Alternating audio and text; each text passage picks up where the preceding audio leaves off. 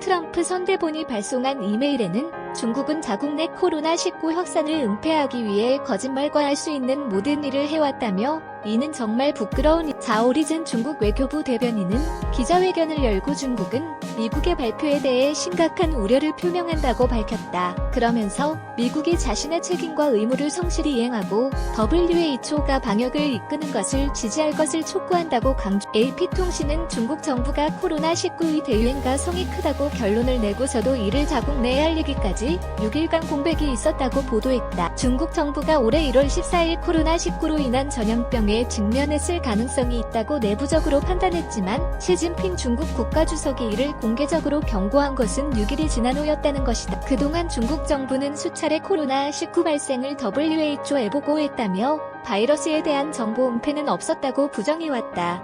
미국 내 코로나19 누적 환자는 이날 63만 명. 미국 존스 호킨스 대학은 이날 오후 7시 4분 기준 미국의 코로나19 확진자 수를 63만 6,350명으로 집계했다. 사망자는 28,326명으로 파악. 미국에서 급격하게 확산한 코로나19는 트럼프 재선 행보의 중심축이던 경제를 붕괴시. 민주당 측은 트럼프 대통령의 코로나19에 대한 대처 미숙을 문제 삼았고 트럼프 대통령은 중국을 비난하는 등의 방식으로 이에 대응했다. 블룸버그는 코로나19 대처가 2020년 미국 대선의 주요 쟁점이 될 것으로 전망했다. 우리는 가만히 서서 아무것도 할 수 없다는 발언이 이는 트럼프 대통령이 지금까지 사용한 것보다 더 거친 표현이다. 공화당의 조시 홀리미주리 상원의원은 만약 중국 정부가 코로나19와 관련된 정보를 숨기고 있었던 것이 밝혀질 경우 미국 법정에서 이 문제에 대한 민사소송의 배상 책임을 중국 정부에게 지우게 하는 법안을 제출했다. 앞서 트럼프 대통령은 전날 세계보건기구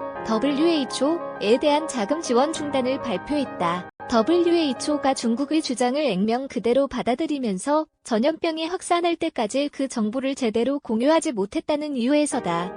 하지만 트럼프 대통령은 지난 1에서 2월만 하더라도 중국 정부의 코로나19 대응에 대해 거듭 찬사를 보냈다고 블룸버그는 지적했다. 중국 정부는 트럼프 대통령의 자금 지원 중단 결정에 우려를 표하면서 미국의 WHO에 대한 의무를 다하라고 목소리를 높였다.